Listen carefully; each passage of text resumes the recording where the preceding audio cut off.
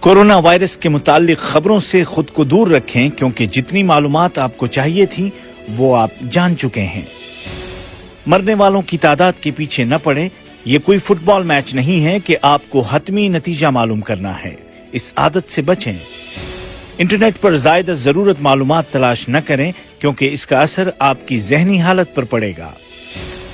خوفزدہ اور مایوس کرنے والے میسیجز فارورڈ نہ کریں کیونکہ سب کے سوچنے کی طاقت آپ جیسی نہیں ہو سکتی۔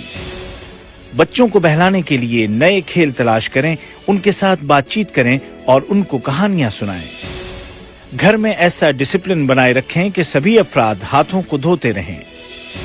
آپ کا مثبت مزاج آپ کے امیون سسٹم کو برقرار رکھنے میں مدد دے گا کیونکہ یہ بات ثابت شدہ ہے کہ منفی خیالات اس کو کمزور کرتے ہیں اور پھر وہ وائرس کا مقابلہ نہیں کر سکتا۔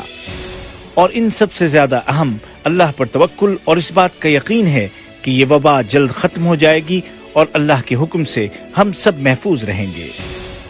مثبت رہیں، محفوظ رہیں۔